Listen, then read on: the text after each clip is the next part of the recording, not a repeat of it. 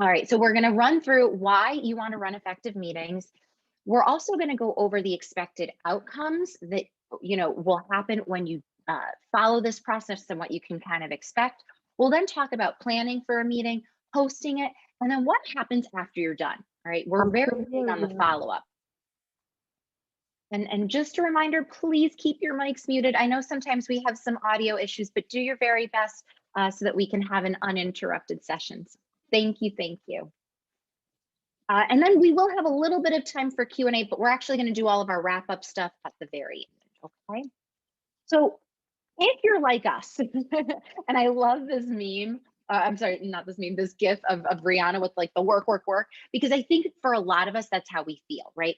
One of the beautiful things about the work from home life is that for many of us, we've actually upped our productivity. We can take back-to-back meetings with folks from all over the DOE. However, the downside is that we're oftentimes taking those back-to-back meetings. All of a sudden, there are no built-in breaks, right? You may even find yourself double booked for meetings. You may find that you have to leave one meeting early so that you can attend another one. And it's really this kind of sense of trying to do it all, but not really doing a whole lot of anything very well, right? And I think a lot of us have had that unfortunate kind of feeling of, we're going meeting to meeting, but we realize, man, some of these meetings, they could have been emails, right? Or some of these meetings, because they weren't kind of well run, it really leads to it being an inefficient and ineffective use of our time. So instead, all right, we are going to walk through how we can be more productive with our virtual meetings. So we're going to identify some of those key pre-meeting pieces that you should absolutely plan. We're going to go over best practices for running the meeting. So when you're actually there, what you can do to really make sure you're maximizing the use of time. And then we're also going to share ways to keep the productivity going after your meeting. And this is really key. That afterwards is important, because I think a lot of us take so many meetings that we don't really think about that after the meeting. So we're going to go over all of these things. And hopefully, like I said, by the end of it, you're going to feel like those meetings of yours are super productive. So let's talk about planning. You're going to see some quotes peppered in this first part of the presentation, but I love this from Benjamin Franklin.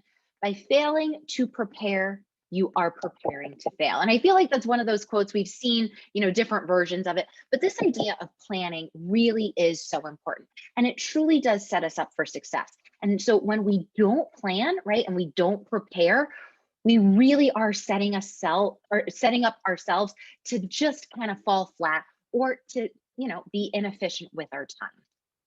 So let's talk about planning for an effective meeting and really thinking about all the elements that go into this.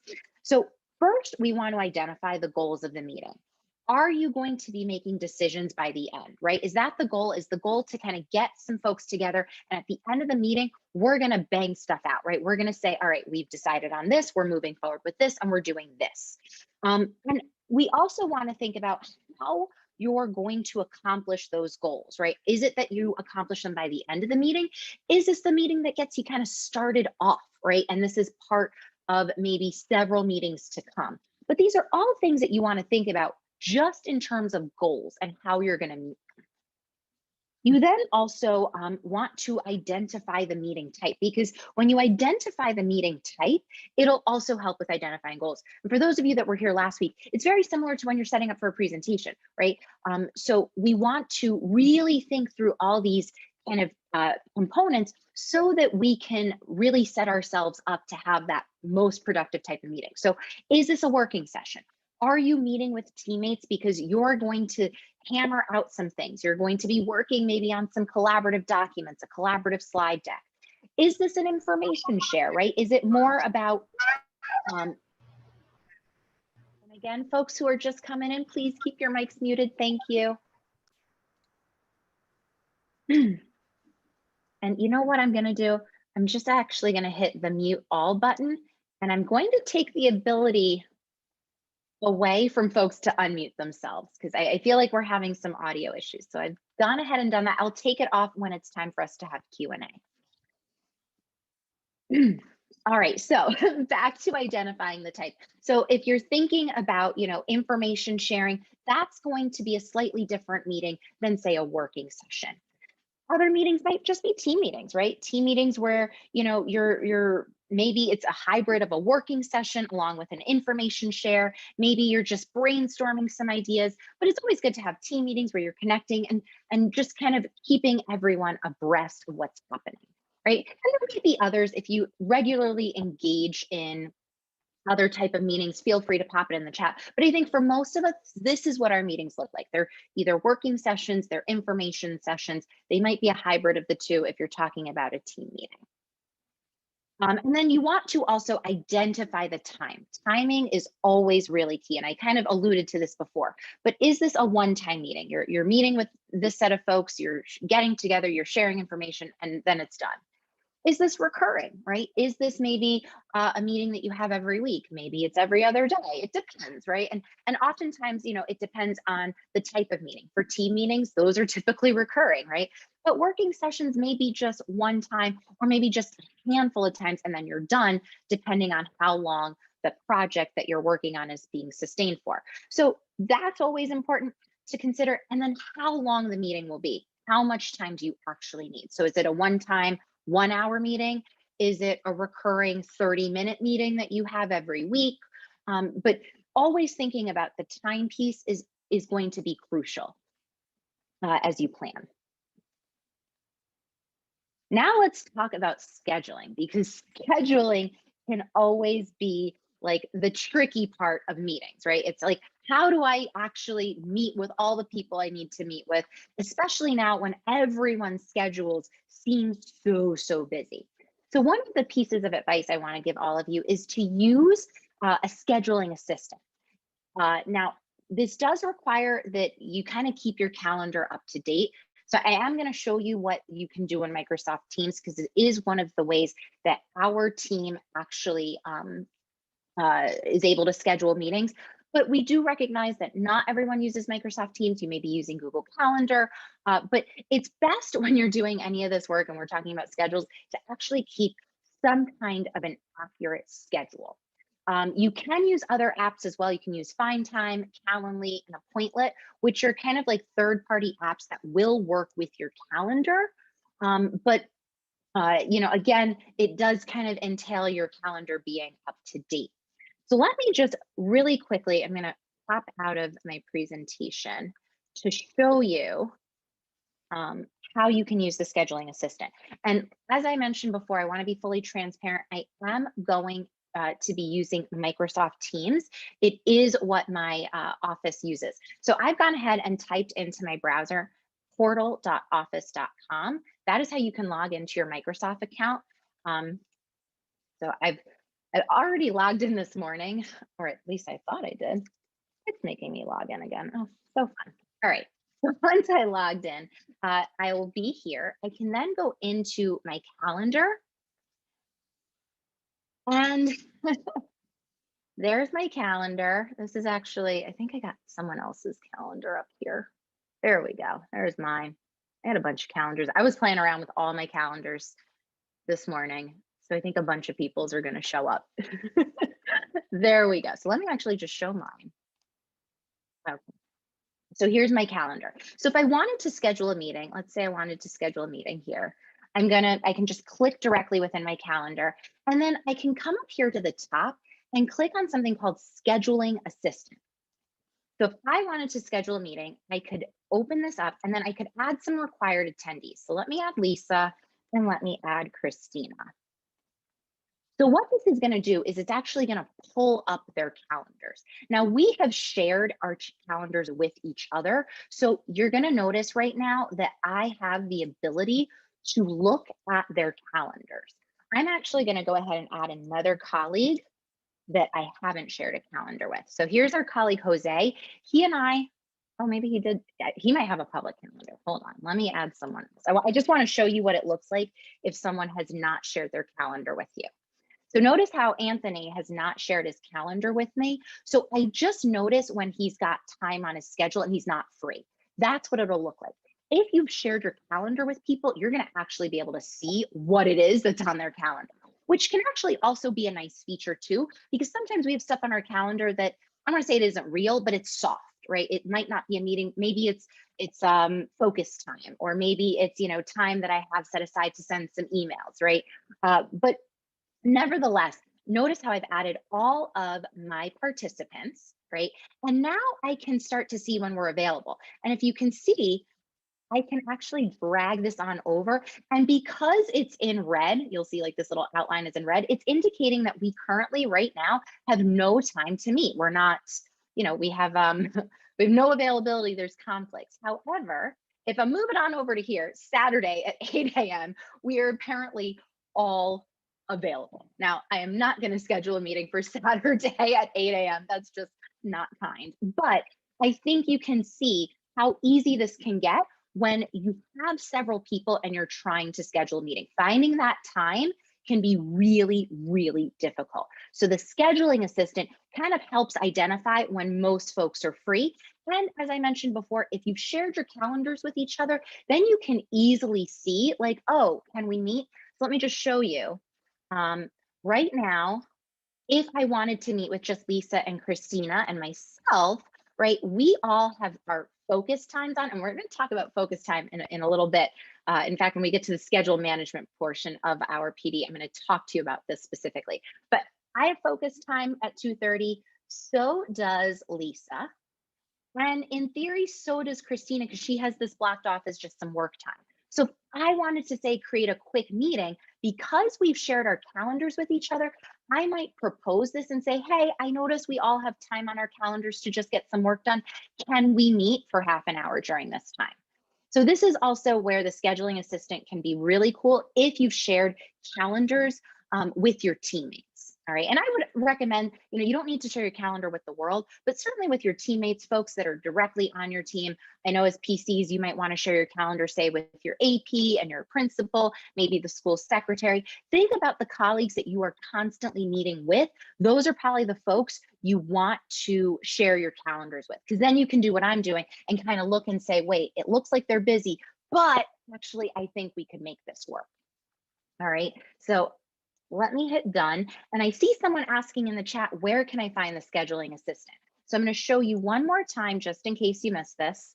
And yes, I'm going to discard. I'll do this all over. So I'm in my calendar. This is my real calendar in Outlook. All right. And then I can just click anywhere within my calendar to then schedule a new meeting or appointment, or just block off time. And up here at the top, where I'm in the schedule appointment, up here at the top where it says scheduling assistant, that's where you can get it. And then you add your required attendees. If you have optional attendees, that means like people you'd like to come, but they don't have to. You could schedule it that way too, right? And then this allows you to see when you're all free. All right, but I'm going to discard this. And let's get back into here. Now, a couple of other things when you're scheduling meetings, a really nice thing that you can do to help with the timing, because I think, right now, everything with the time is just, it's insane, right? We are going from meeting to meeting to meeting. It's always back to back. It's just, so a nice way to kind of combat that is to build in buffer time. So you can end on the 25 or 55 to give that break. So if you typically, hold a 30-minute meeting, half an hour, actually hold a 25-minute meeting. Instead of making your meeting from 10 to 10:30, make it from 10 to 10:25. And it gives people just that like 5 minutes of buffer time, right? Or if you typically hold an hour meeting, end on the 55. We actually do this with several of our team meetings. We end just a few minutes before the hour, and it gives folks a chance for a break, a bio break, just take a sip of water, even just get up out of your chair, right? I mean, how many of us, it's just like we go to our seat and we sit there all day, just back-to-back meetings, just clicking on different Zoom links. So when you end on the 25 or the 55, it's really nice because you give folks that break that they're just not getting. And then also when scheduling, really, take things into consideration. Be mindful of holidays, right? Or the eve of a holiday. Remember, some of our Jewish and Muslim holidays start, at sundown. So just kind of be mindful of holidays. And also any like super early meetings or super late meetings, right? So early meetings, depending if you're school-based folk, I understand that, maybe on a handful of occasions you're taking meetings before 8 a.m., but be considerate of like when your actual day starts. So if your school day starts at 8, sometimes holding a meeting right at 8 is hard for folks. Start at 8:15, right? Just give people that time. And also think about those like late meetings, close of business, right?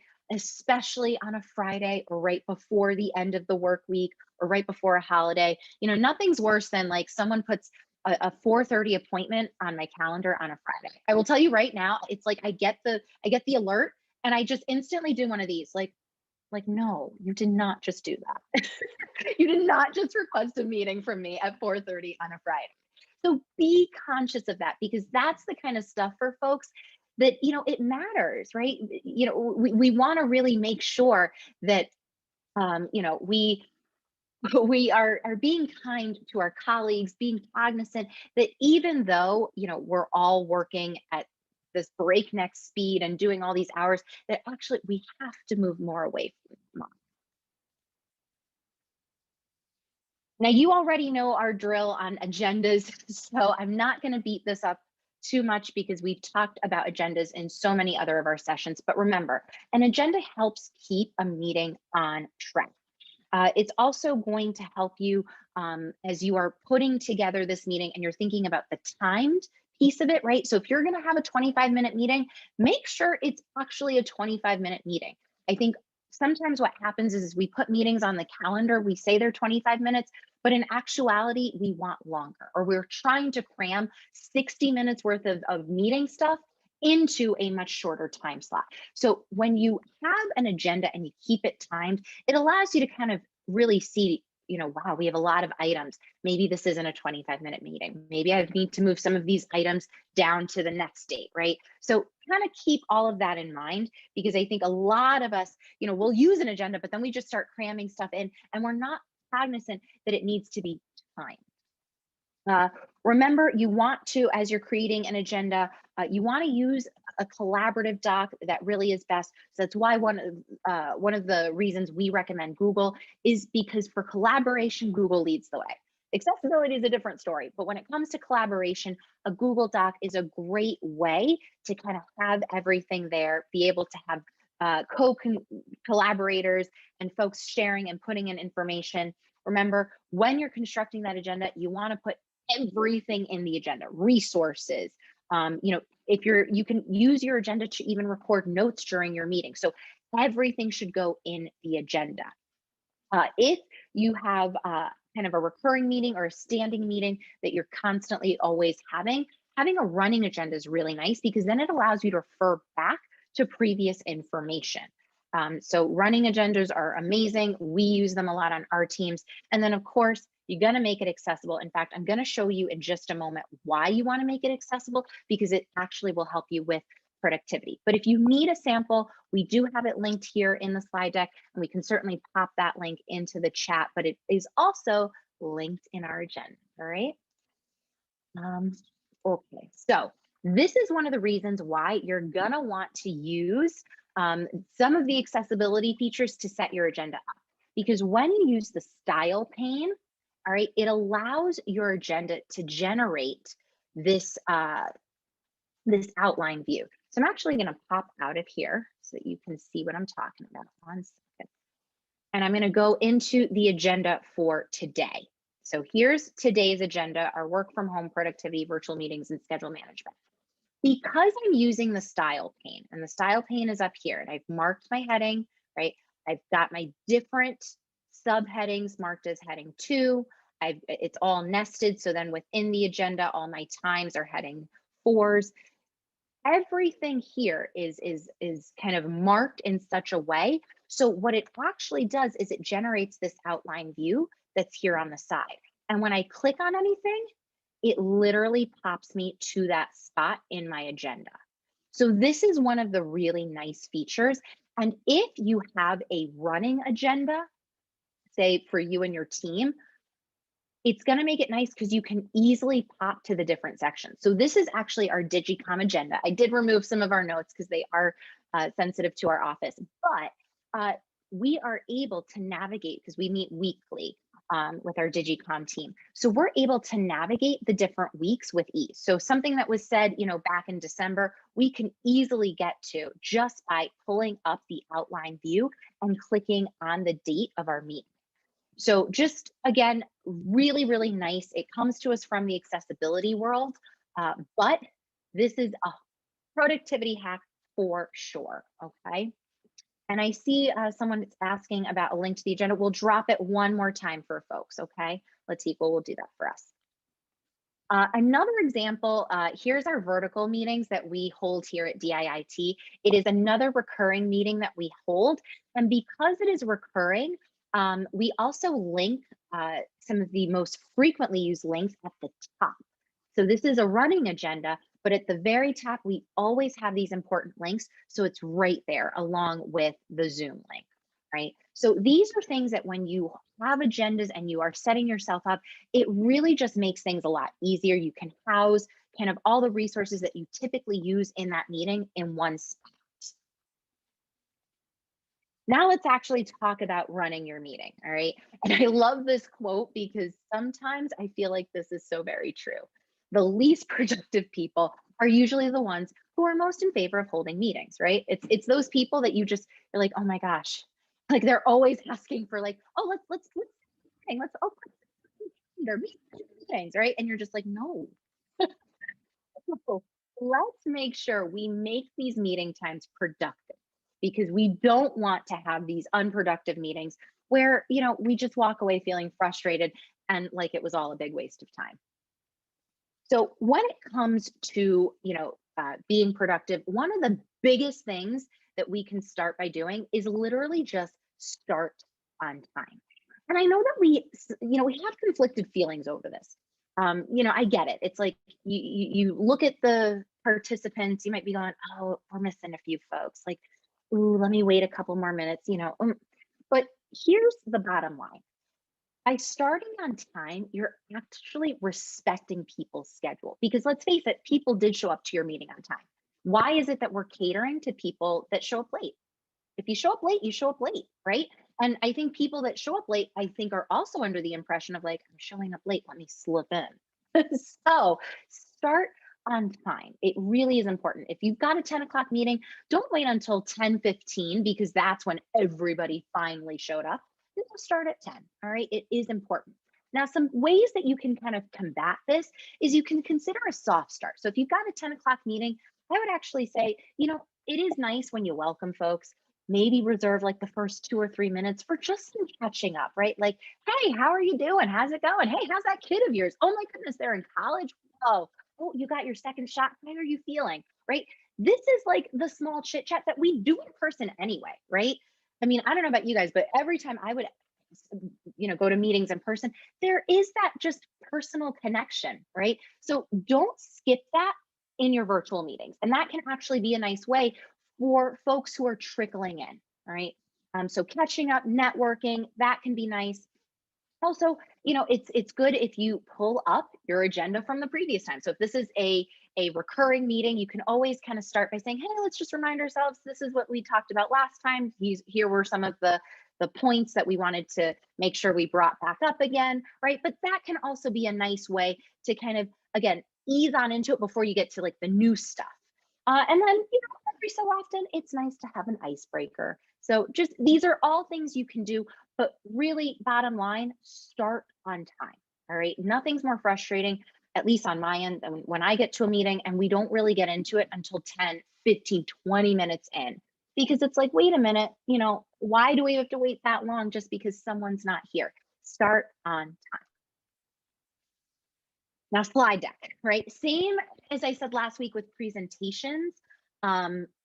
It depends on the type of meeting. So if you're doing any type of information share, yes, there should be a slide deck, right? If it's a meeting where you're going over kind of data and information, what am I looking at? Maybe it's not necessarily a slide deck, but maybe you're all looking at the same document. because that also happens on our teams too. It's like we're all in a document, maybe a shared Google Doc, but we're clearly all in different sections. So depending on your meeting and what you're trying to accomplish, you might want a slide deck, or you might just want someone who's going to share their screen so that you can all be on the same page.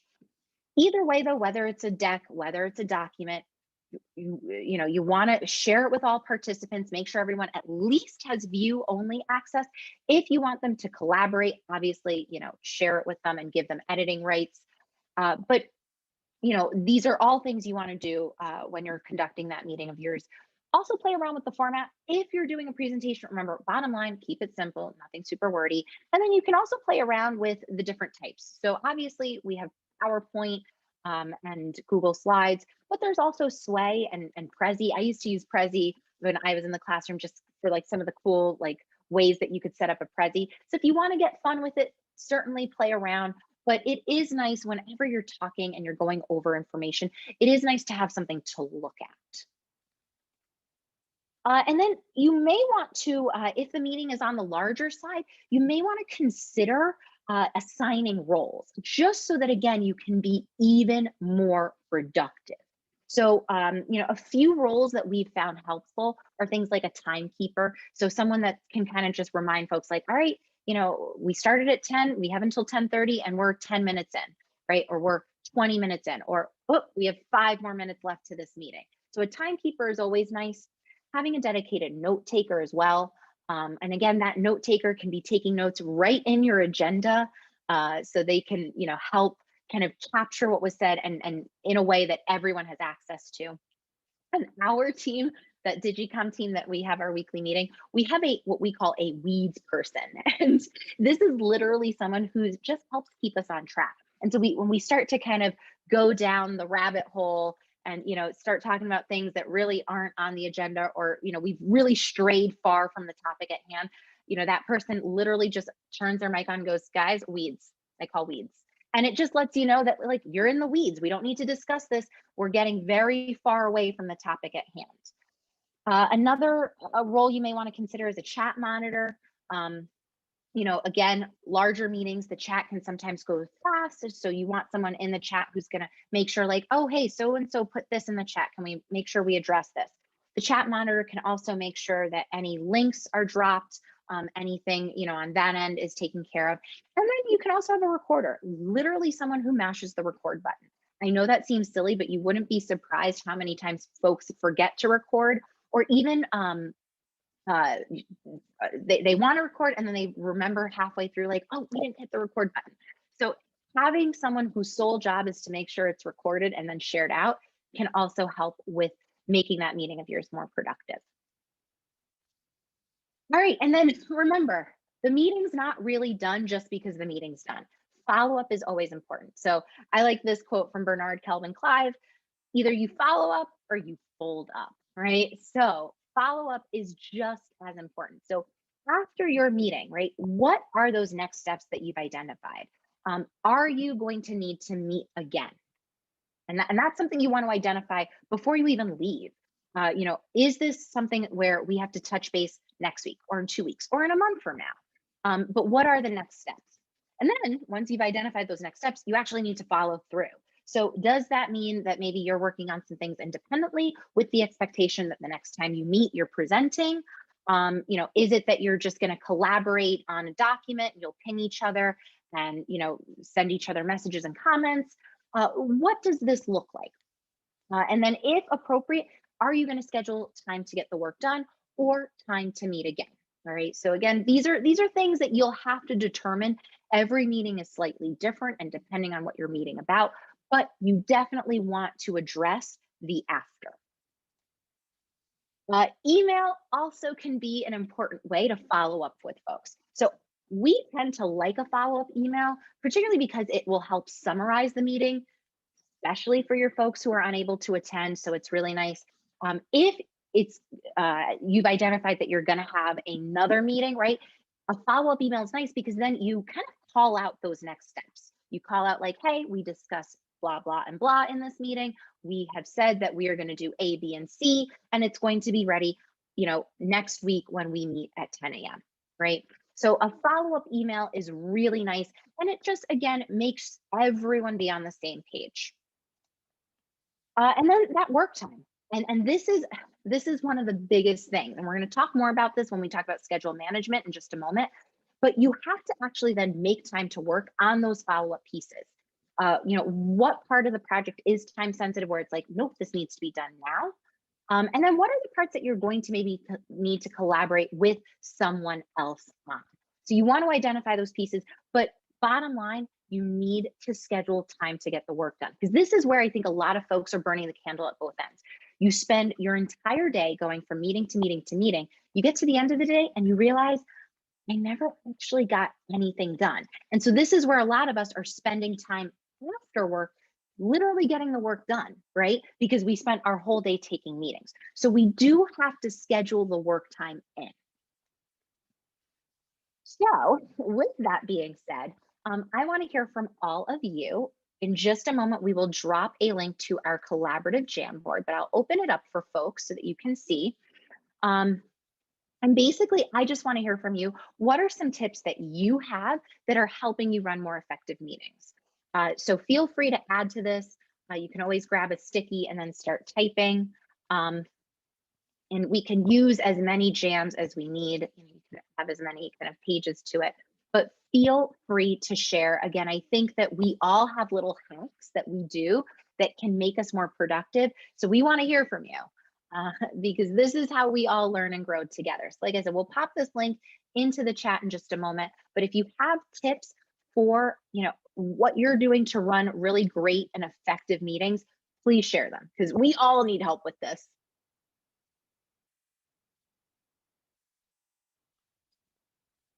All right.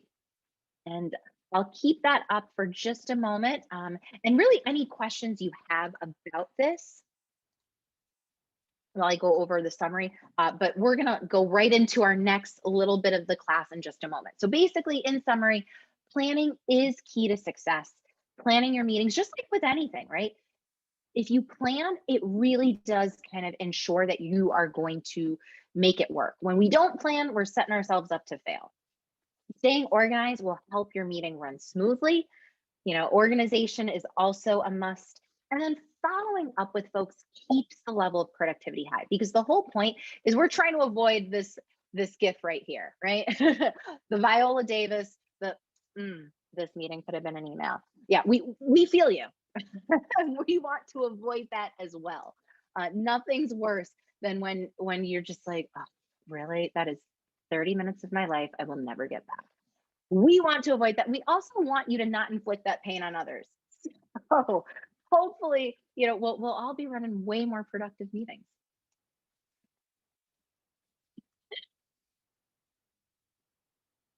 And I'm just double checking the chat. You guys are awesome. Thank you.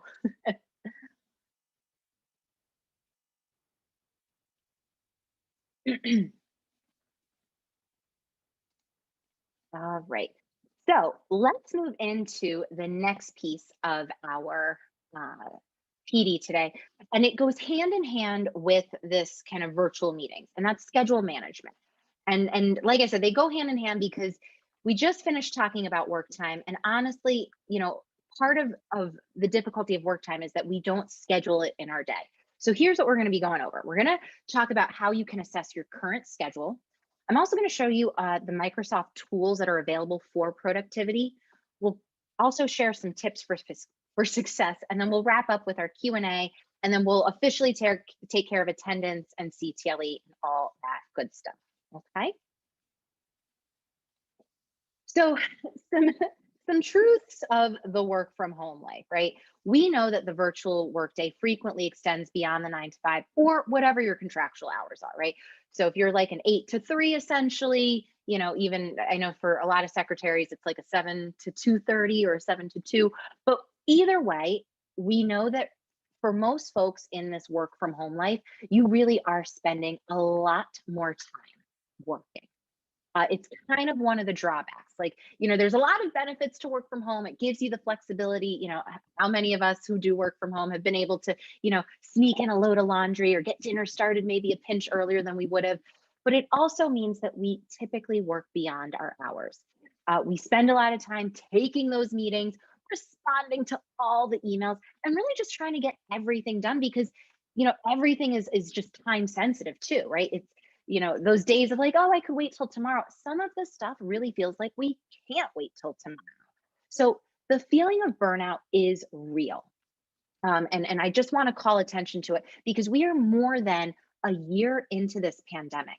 And if you are still at that same level that you were last year, chances are it's getting to be too much. You are burning yourself out. You're just tired beyond belief. And you're probably starting to realize that you're maybe getting a little ineffective, right? Because you're not functioning with a full tank of gas every single day. So it is really, really important that we kind of get smarter with our schedule management so that we don't fall into this trap of working at all hours, burning the candle at both ends, and just taking on more than we can chew. So it starts with taking stock of your schedule. All right. So it depends on what you use to manage. I'm going to tell you right now, I'm going to be modeling with Outlook because it is what I use and that is how I manage my calendar. But we do also know that some folks use Google Calendar and it works very similarly. Maybe you use something else. I'd totally love to know if you're using a completely different system, but typically you are using some sort of calendar management that's tied to either O365 or the G Suite. So, whatever it is that you're using, you want to take a look at it. So right now you can follow along with me, open up your calendar. What does it look like? One of the first things to notice is your schedule accurate and up to date?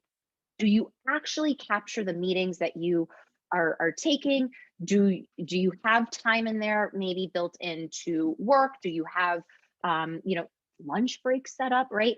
So can you really identify if your schedule is accurate? And then based on that as well, what trends do you notice? How many meetings do you typically take? How long are your meetings? Do you have those breaks built in? So I'm going to pop out now because I do want to show you. And my calendar, for the most part, is very up to date. So I'm going to actually show you. Here, I'm going to show you my Wednesday. So here's my Wednesday. And you'll notice I have a prepare for the day. This is my time that I use. It's just listed as prepare, but it is actually my time for me to be able to email, to catch up on Teams, to log in, to get some of that like paperwork-ish stuff done. Although it's not really paperwork, it's like digital work, but still, that is what I use this time for. We happen to have a town hall with our chancellor, so that is on here. This was a class I taught. Notice how I actually have lunch scheduled in my day. That is important and it should be on your calendar. You are entitled to a lunch. So, do you have that on your calendar? Here's another class I taught. Here was our check-in that we had as a team, and here is another meeting. Now notice, this is a meeting that is double booked. I actually don't typically go to these meetings, but it is on my calendar so that if I ever needed to. But I happen to know that that's one of those meetings that it's on there. It's a weekly check-in. I don't really have to go. However, I did attend this new class review with Lisa. So here is, again, my real schedule. You can see it is fairly accurate. This is up to date. And we're going to talk about this focus time in a moment because this is also something that I add to my calendar. So again, take stock of your schedule. And I see some folks saying in the chat, like, great tip, having a lunch on the schedule. Like, right, it seems so odd, right? Like, but you are entitled to lunch even when you work from home. Put it on your calendar, right? And that should be a time that's uninterrupted, right? I mean, I get it. Sometimes we have to make exceptions. And I know many of us, may work through our lunch. We might be eating and sending emails. That's fine. But there should be time on your calendar where, you have that break built in. Okay. Really, really important. And Lori, those are words to live by. I literally put everything on my calendar. If something isn't on my calendar, you're absolutely right. It's not happening.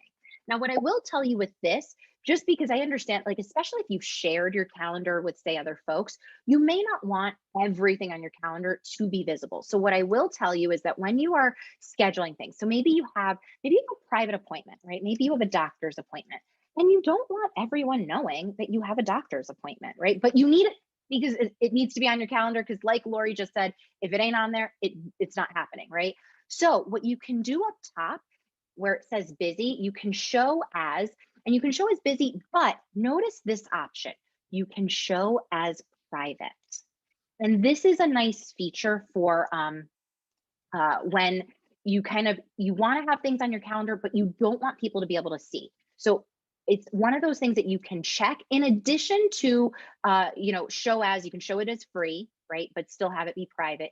You can show it as tentative, but this little setting means that even with someone I've shared my calendar to, they're not going to see what it is. They're just going to see that something's on my calendar and that I'm not free, I am busy, right? But it's now on there. So I will then, because it's on my calendar, I'll get an alert. I'll know that it's happening. But this little lock symbol lets me know no one else is going to see this. So if you need to do that because you want things on your calendar, but you don't want the world to know what it is, make your appointments private. I'm actually going to go ahead and delete that because I do like to keep my calendar real. But that's just, again, something you can do if you're using your calendar feature in O365. And yep, Ramon, so agree. Remote really has cut down on a lot of these breaks that we would have taken normally. So like, do yourself a favor, put that break in, all right? It is important.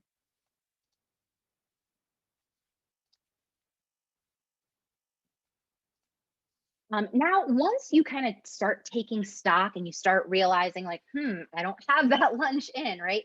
Now you can start to set some goals. So first things first, what are your official work hours, right? Like, are you an 8 to 3? Are you a 9 to 5? What hours are you supposed to be on the clock? You then want to think about what's the time you actually need for what we call work or focus, right? Where you're getting all those things that you need to get done. You're sending the emails. Maybe you're working on your school website. It's what I call like all the stuff you do outside of your meetings, right? The actual work. Where is that on your schedule? And do you have time for it? Do you have time to get some individual work done? Do you have time to get your collaborative work done? But do you notice it existing, right? What time do you need for collaboration? Do you have time set aside for team meetings? It's interesting. Another colleague of mine actually said, I really don't spend a lot of time meeting with my team. Like, we realized actually, as we started looking, maybe we only check in like every other week, and we're actually realizing that's not so great. So think through those pieces as well, right? Where are you kind of making time to meet with the folks you do actually need to meet with? Do you attend presentations and workshops so that you are abreast of the most current and up-to-date information? Because that's still important. And then the other question that I'm throwing out there is, what's going to help you achieve that work-life balance? Because that's also what this is about. You can't spend every minute of the day doing work things. I understand it. Understand it. Oh dear. I understood back in March of 2020 when this was first happening, and folks were literally working until 8, 9, 10 p.m. at night because the information was just coming in hot and heavy. But we're now over a year into this. We need to get that work-life balance. So that's why I so appreciated today when Tali was kind of sharing those tips, and calling attention to those resources that Common Sense and Wide Open School has, because this is true of everybody, right? We do need to have a balance between the work and home life, because if we don't, all it's going to do is eventually lead to burnout. Maybe not today, maybe not tomorrow, but eventually it will. And that's not good for anybody involved. Now, just to be clear, I'm not going to spend too much time going over this, but when you make those goals of yours, make SMART goals. So SMART is an acronym for specific, measurable, attainable, relevant, and realistic, and time bound. So don't just like set these lofty goals. Really think through as you're looking at your schedule, what's something that you can, specifically implement. So I've seen a few people in the chat go like, I clearly need to schedule in some breaks. That is very specific. You can measure it because you can easily see, like, have I done it? Have I not? Right? Set something that's attainable. You know what your schedule is like. Maybe you can't take the 60-minute lunch, right? Not everyone has that luxury, but you might be able to at least squeeze in 20 to 30 minutes, and maybe that's what's attainable for right now. Um, and then, give yourself time to do it. Maybe today is not the day to start this. You're looking at your schedule going, man, I wish I would have known about this yesterday because right now lunch ain't happening on the schedule. But, as you look forward into the subsequent weeks, can you at least maybe schedule a lunch 3 days out of the 5, right? Or maybe you're going to really push yourself just to schedule lunch 2 out of the 5 days. I think everyone should have lunch every single day of the week, but you have to do what's manageable for you, and you have to do what makes sense for your schedule. So everyone's going to be slightly different on this. Now let's go over some productivity tools in Microsoft. Now I am calling attention to Microsoft because at the DOE we pay for Office 365 and kind of all the productivity tools that go with it. So I am going to be specific in calling those tools out, but do know that Google does have a lot of productivity tools as well. So the first tool I want to go over is something called My Analytics. And what My Analytics will do is it'll really, it kind of uses AI to get even smarter with your schedule. So it's going to help you make time for focusing, well-being, networking, and collaboration if you take advantage of it. It also allows you to see the data behind your current schedule. And it'll actually, if you set it up this way, it'll help you set aside time to get things done. So if you want to read more about how to use My Analytics, I have it here. It is also linked in the agenda. This agenda, you can learn more about My Analytics, but I actually just want to show you. So if you are in your Microsoft O365, you can access My Analytics up here at the waffle where it says, when you click on it, it'll open up your apps. If you don't see it, it's probably because you don't use it. So just click on all apps, and then you should see My Analytics. And usually when you hit on all apps, these are in alphabetical order. So here's My Analytics. I'm going to pull it up for you guys. And I swear to you, I saw this, has to be at this point, like at least 4 months ago. I think I started it right at the beginning of the new year. But what's really cool is that this is going to discover your habits, as it actually says at the top. It will discover your habits and help you work smarter. So right now, this is giving me a little bit of data right now. It says your work patterns during the last 4 weeks, right? So right now, I have 23% time available to focus. So this is the time I typically have left over to focus on tasks outside of meetings, emails, chats, and calls. So bad. I remember not too long ago when I did look at this number wasn't 23%. So that's kind of cool. It also tracks your well-being. So your quiet days, these are days without interruptions of meetings, emails, chats, and calls outside of your working hours. So you can actually set your working hours, and then it'll kind of pay attention to, are you working outside of those hours? And this was really interesting. A colleague on our team, his name is Anthony. He goes, yeah, I noticed that last year in April when I first discovered this didn't look so good. So do know that sometimes that's what's going to happen. You're going to look at this data and go, whoa, boy, I don't have enough quiet days built in. It'll also show you that networking. So who do you actively kind of collaborate with? I mean, you can see here, Lisa, Latiqua, Christina, these are all of my kind of folks that I'm constantly collaborating with, but it'll tell you that. And then it'll also show you, this is the percentage of time that you're spent in meetings, emails, chats, and calls.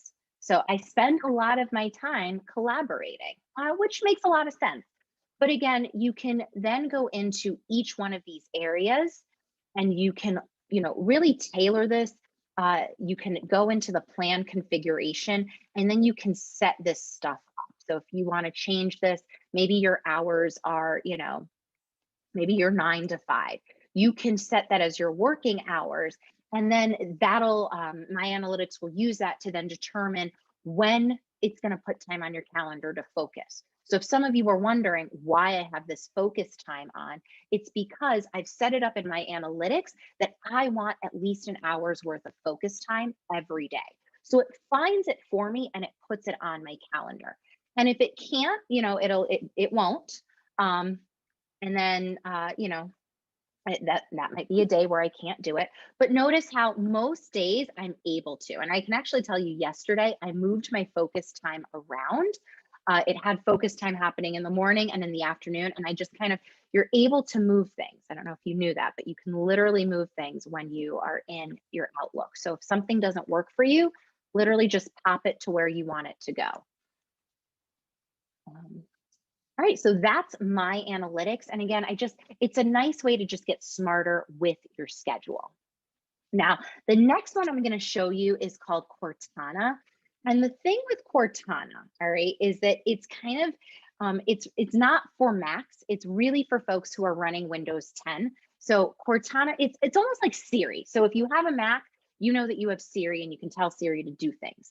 But if you're running a Windows-based PC, then you have Cortana. And what Cortana can do is it's basically going to use conversational AI to schedule meetings, compose emails, manage your calendar and inbox, even find information. So it's one of those things where you can like say, I think it's very similar to Siri, like, hey, Cortana, and then Cortana is going to pop up and say like, what do you need? Now, what I will tell you is that while I don't use the AI version of Cortana, Cortana actually emails me. So see, let me go into my Outlook because Cortana will email me like a daily briefing. And you can actually see there's my daily briefing. Hold on here. And so even though I don't have like all of her stuff, where I can just say, hey, Cortana, it will email me this pretty much every day. I get this email and it's like, you've got this focus time booked. You can book some time to catch up on messages. Tell me if you want to take a break. Tell me if you're going to do some, professional learning, right? Cortana will schedule things, and each daily briefing is slightly different. So I think my Cortana from yesterday was like, hey, you didn't respond to this email. Do you want to get back to this person? So Cortana is going to, again, use AI to determine what it thinks you may want to focus on. And it gives you a little reminder email. So that's that personalized daily briefing, which I actually really like. And then the last productivity tool from Microsoft that I just want to show you briefly is something called OneNote. And OneNote can act as your personal digital notebook. So you can take digital notes in a notebook, you can create sections and pages, you can add tags, which is really nice. You can draw, you can type, you can even record audio or video directly in the notebook.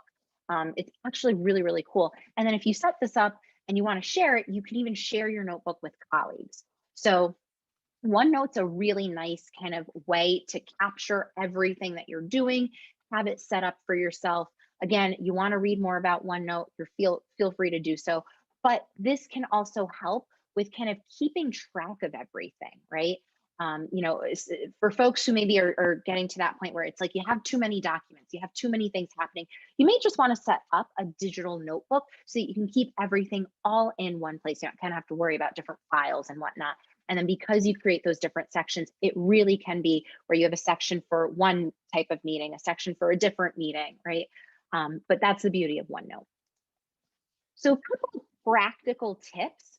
One, keep an accurate and up-to-date schedule, either in Outlook, if you're using these productivity tools, or if you're using some of the G Suite tools, then you want to keep that schedule up to date. But you will need to keep things accurate because if you're using particularly things like Cortana and My Analytics, it's going to look at your schedule. So if you don't have that on there, it's not going to be able to give you, some of the best suggestions. It's not going to be able to do some of that cool stuff I showed you.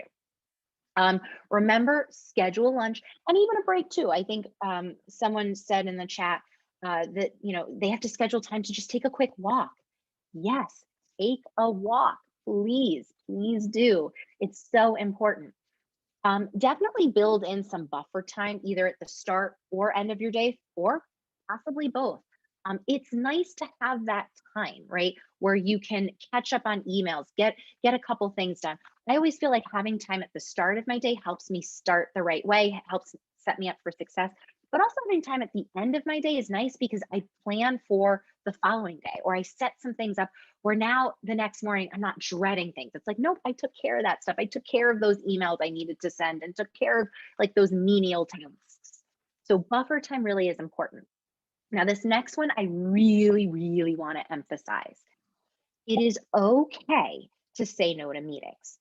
Now, it depends on the meeting, and obviously, if your supervisor, your principal, like if your boss is telling you to come, you know, obviously that's not a no meeting.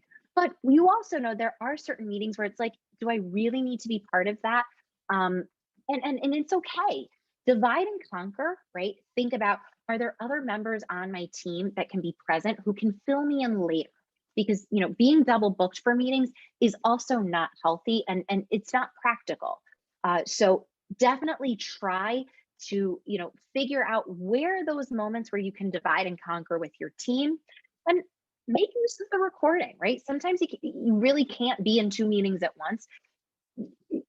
Like, can we record one meeting? That way I can at least, I'll watch it later, I'll get caught up to speed.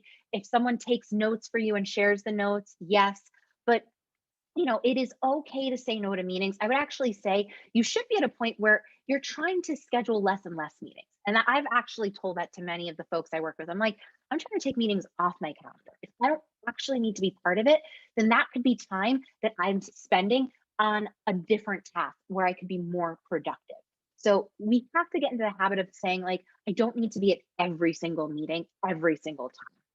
Also apply that principle of the golden rule. So think about kind of how you like your meetings run, and think about not doing that to others. So if you don't like last minute meetings, well, don't you dare start scheduling last minute meetings. I can tell you, that's one of my pet peeves. People who, like, 2 minutes beforehand schedule a meeting, or 2 minutes beforehand cancel a meeting, right? Let's be kind to each other. Um, Prioritize projects and tasks. Remember that. You can't do everything all at the same time. So start being strategic with what you're working on when, knowing that some tasks are going to have to kind of, be put on the back burner to make room for other tasks that are more time sensitive. And then, as with everything, remember, be realistic with your time. Okay. We only have 24 hours in one day. Some of us really are trying to cram like 50 hours worth of stuff into one workday, and it's just not possible. All right, so uh, and with that, want to end with some prioritizing tasks, because this can be difficult. So oftentimes, data shows that multitasking is extremely difficult for most people, and it's not done incredibly well. So we tend to say things like, "Oh, I can multitask," or like, "Oh yeah, I can do two things at once." But truly, if you think about it, you're not probably being as efficient and effective as possible. You're going to let one task maybe slip. There's going to be pieces that maybe aren't done as best as they could. So instead, prioritize your tasks, right? Think about the time frame. Is this something that is immediate versus something that you're working on that could be more long term? Where in the flow does it fit with other projects, and who's asking for it, right? There are certain things that sometimes, Lisa will ask me for, and because she's my direct supervisor, if she's asking for it and she says it needs to be done, I'm absolutely going to drop my other tasks to respond to something she needs immediately, right? Um, Same goes with like some long-term projects. I do long-term projects. I'm actually working on some videos right now, and I know that the due date really isn't until the summer. I've been working on it piece by piece, but the truth is that it's also the type of project that I sometimes won't touch for a couple of days because other things come up that are more pressing. So really think to yourself, what's that time frame? Where does it fit? And who is asking for it? Because by prioritizing tasks, you're going to find that you actually finish more because you focus your energy on one before moving on to the next. And that's the big piece. Sometimes when we're doing too many things and we kind of got too many pots on in the kitchen, everything's all cooking at the same time, something's going to burn, right? Something's going to burn, something's going to be half cooked, and something's just going to fall completely off the burner, right? And then it's a mess. So it's really nice to prioritize so that you can really devote your energy on one thing at a time. So I did want to have some time to try it out, because but ooh, I can't talk today, folks. But because we were combining these two classes into one, unfortunately, the time to try out will be on you. So you can certainly pick a tool to explore. Remember, you're going to go to portal.office.com, log in, click the waffle icon, select a tool that you want to explore, or maybe you're going to, just kind of take stock of your schedule. Maybe that's what you're doing today, really kind of streamlining some things. But I challenge you to all do this as like your homework. I feel like Lori assigned homework, so now I get to assign homework. So take some time, folks. Definitely kind of look at your schedules, look at how your meetings are going, and see if you can start to make little tweaks here and there. Because like I said, we're heading into May. In fact, when we see each other next week, we'll be into May. And by May and June, right, that's when the school year, it goes so fast and there's so much happening. So all the more reason to spend these next 2 months being as productive and efficient as possible. So like I said, we're not using our tinker time. I am going to bypass this. I do apologize. Want to leave some time open for folks to ask questions. I know some of you have been asking questions in the chat. I also want to call attention to the link that Latiqua shared. Remember, attendance this session, and I'm going to open it up for folks really quickly so you see. This session is called Work from Home Productivity. Because everything is in alphabetical order, you'll notice Work from Home Productivity is all the way down at the bottom. All right, so scroll on down. That is the class you're picking. All right, make sure you fill in all your other pertinent details. This is a 90-minute session, so feel free to write that in there. Yeah, if you have questions, you know what, let me give folks the ability to unmute. So 1 second here.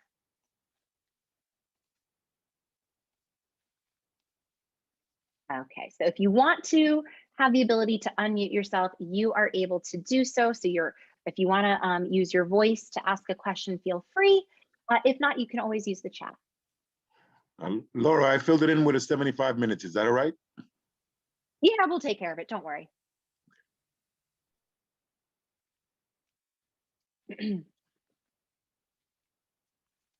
And I just also want to say, because I've been looking at the chat, you guys are very, very sweet. I appreciate all the love. You guys are so supportive. So thank you to Janny, who said, I'm a gift. You guys are the gift, please. You show up every single week. You bring more people to our meetings and to this collaboration. So I appreciate all of you. I mean that. I look forward to Fridays so much because I know I'm going to get to present to a community that's just loving and supportive and kind. And like every positive, just attribute in the world. I really mean it. It's one of my favorite times that I get across this week. So thank you to all of you. I mean it.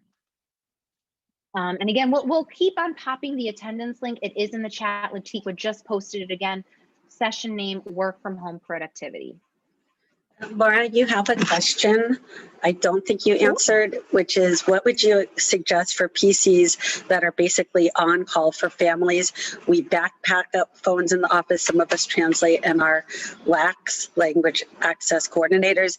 We try to schedule activities for the day, but often have to put it aside if a parent need arises that we need to address. It makes it difficult to stick to a schedule and hard to get back and focus with the tasks we started. And that's from Ms. Sussy from PS14. Thank you. Ooh. So Join I the would club. have to say, exactly. Here's my advice. All right. If you're feeling completely in the weeds, I also think this is a conversation for you to have with your administration and not in like a, I can't do my job. It's like, hey, can someone help? I need help. Right. And we have to also say that. I think some of us are kind of used to doing everything, right? And I too, I'm one of those folks. I tend to, at least before, I would tend to sometimes take on more than I can chew, but we also have to be realistic. And so if you're in a place where it's like, I'm working until 8, 10 o'clock at night, yes, I'm having to support families who are reaching out to me. That is not sustainable. That's not okay. And if that's continuing to happen on a daily basis, you've got to get a group of folks. The other thing I would say too is that, you have a set amount of time you're supposed to work. You have your work hours. And in theory, if you work outside of those hours, that does require compensation. So, do keep in mind, I get it, we're in a pandemic, but we're also more than a year into it. And so these late nights happening every single day, that's not okay. And I would actually reach out to your admin and approach it from a place of, I want help and support. Because I also know how admins can be, they don't want to hear complaints, right? No one likes the complaint. But you also have to be proactive and speak up and say when you need help. So I would that would be add, my advice to that person. And I'd add one other thing, just based on your presentation and what you've already said, is when you have those last minute things, put them on your calendar, because then you can get the analytics that Laura showed. And then if you want to have a conversation with someone, you can say, look at the number of hours I'm working, look at the number, how much time such and such is taking. And it might be, there's definitely last minute things that come up, but it might be that, I'm thinking of the technology specs that we work with, where people would just run into their room asking for things. And they ended up setting up systems that were more effective. So it might also be that you think of some systems that could be in place that make it easy for a parent to book time with you when they might normally just run in or something. So I don't know if either of those are helpful, but if they are, great. It comes down to communication, right? And communicating your expectations to not just your administration, but to the parents as well. I get that parents need a lot of support, and obviously we are here to support them, but it doesn't mean that when they ping you at 10 o'clock at night that you need to be on call for them. So I also want to throw that out there. Like, yes, we want to support our families. And obviously this has been a difficult time and many of us go above and beyond, but there's a line. And I definitely, we got to start drawing that line. All right. So I'm pretty strict about it. I'm a 9 to 5 employee. Those are actually my set work hours. And I don't typically work outside of those hours. Every once in a while, I take some meetings beforehand. Sometimes I work afterwards, but I also, when I do work outside my work hours, I'm also compensated. I do earn per session. And I know that someone in the chat wrote, like, we have to get OT approved before we do it. Well, then maybe again, if you're taking these suggestions, doing what Lisa's saying, you can then justify it. If you're showing like, look, I'm regularly working beyond the end of my day. I'm reaching out to parents. Here's what I'm doing. You might be able to make a case for yourself to earn that extra, money, because you are doing the work. So, all right. Let me just also say, for folks who are having difficulty with filling out attendance, it does work best if you are on the Chrome browser. So please, if you're on a different browser, sometimes that's when it gets funny. It's best if you do this from the Chrome browser. I'm sorry, can you repeat the name of the session? Sure. It's called Work from Home Productivity. It's on my screen. I'm sharing it. So if you're looking for where it's located on the form, it's scroll down to almost the bottom and select. Yeah. What their student funding used to be was that every school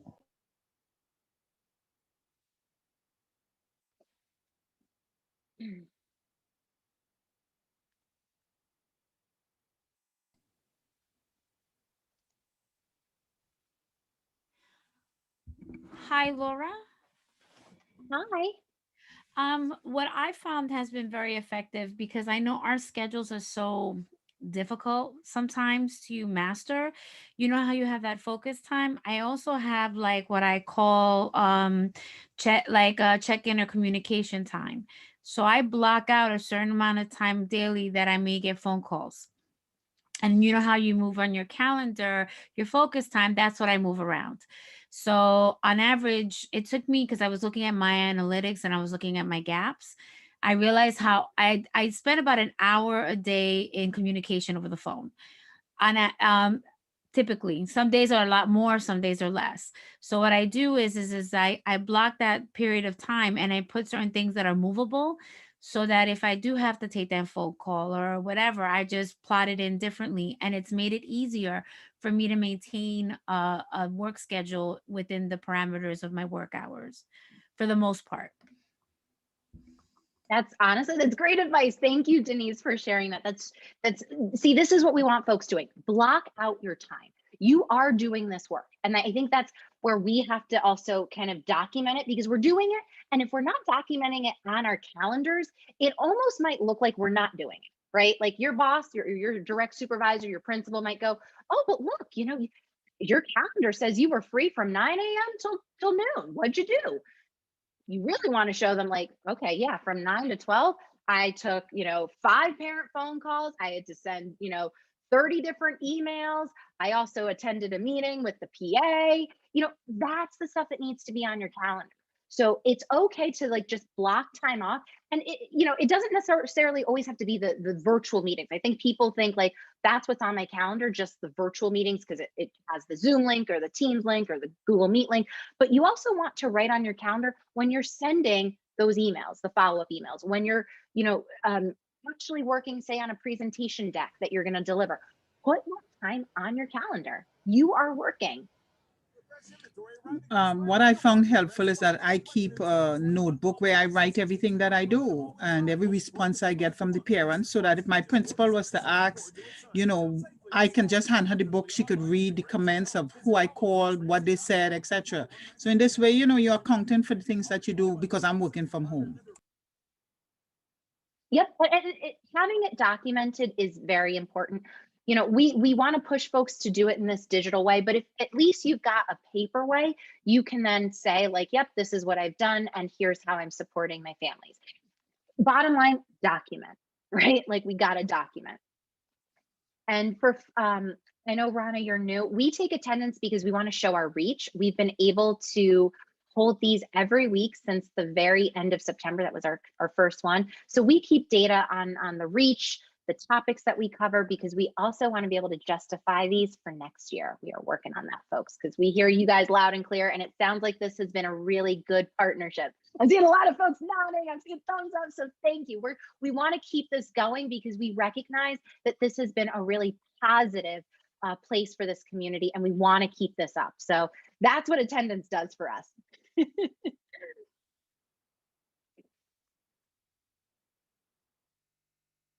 And Lori's so smart. Yep, I put the interruptions, put the emails, put the calls, because it'll absolutely keep track of who's taken up your time. Thank you for that, for real. Can I just add to that? It's not just who's taking up your time, it's who you're giving your time to. We all have the same 24 hours. And if it's the same people who are sucking up your life when you know you have other things to do and they are not asking you something that's a high priority, you might have to schedule a time to talk to them, because it's something that obviously you need to do because you're doing it. But is that the time to do it? Lori, you get all the snaps right now. Thank you for saying that. Yes. We have to prioritize. This is part of that prioritizing. And sometimes you're absolutely right. We give people time that we shouldn't be giving our time to. We have to be more equitable, right? Because and for some of you PCs, it's sometimes maybe the same set of family members that are always coming to you for everything under the sun. And you might have to actually kind of draw the line and say, listen, I get it. You need help, but I got to help all the other families too, right? So yes, it absolutely comes from this place of like, think about who you're giving it to and let's be equitable, because sometimes we're giving way too much to one family and we really got to spread ourselves out for the rest of the families we support. All right, folks, we are at 1:31. Oh my goodness, this is what happens when we have fun, right? Time really, truly does fly. So I want to say on behalf of DAIT, our FACE folks, thank you all so much for showing up today. I appreciate it.